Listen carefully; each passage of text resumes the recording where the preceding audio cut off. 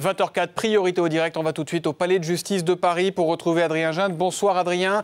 C'était aujourd'hui un moment important, un moment clé dans le procès Clearstream, puisque c'était la parole à l'accusation avec les réquisitions. Elles viennent de tomber et on sait notamment ce que demande l'accusation contre Dominique de Villepin.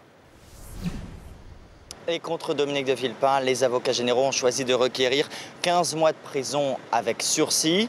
Si l'on parle réquisition, c'est moins que les réquisitions de première instance, du premier procès, mais c'est naturellement plus que ce qui s'était effectivement passé pour Dominique de Villepin, qui avait finalement été relaxé en première instance. Ce qui est important ce soir, c'est que l'avocat général a considéré que Dominique de Villepin avait conscience que cette affaire Clearstream était en réalité une machination et qu'il s'est tout simplement engouffré dans la brèche à des fins politiques. Il avait, nous a dit l'avocat général, un dessein commun, des objectifs communs avec Jean-Louis Gergorin, l'ancien dirigeant de ADS.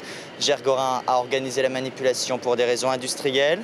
Dominique de Villepin s'y est associé pour des raisons politiques. D'ailleurs, Jean-Louis Gergorin écope de réquisitions relativement lourdes, 12 mois de prison ferme et 45 000 € d'amende, même si c'est moins que la première instance. Imad Laoud n'est pas oublié, puisque c'est lui en fait qui écope des réquisitions les plus sévères, 15 mois de prison ferme et 45 000 € d'amende. L'informaticien qui reste présenté ce soir comme le grand ouvrier, celui qui a concrètement agi pour manipuler les fichiers sous influence des autres prévenus. 15 mois de prison avec sursis requis contre Dominique de Villepin et pas d'amende.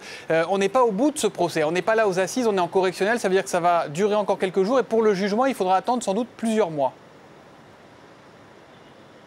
Exactement, on a encore les plaidoiries de la défense qui vont commencer. Il n'y a pas d'audience demain, ça veut donc dire que la défense de Dominique de Villepin prendra la parole mercredi matin, toute la matinée. Viendront ensuite les explications des deux autres prévenus, Imad Laoud et Jean-Louis Gergorin. Une fois donc ces dernières plaidoiries effectuées, la décision sera mise en délibéré à plusieurs mois, vraisemblablement septembre ou octobre. C'est donc à ce moment-là que Dominique de Villepin sera véritablement fixé sur son sort. Mais il faut bien le dire, il est apparu extrêmement détendu aujourd'hui.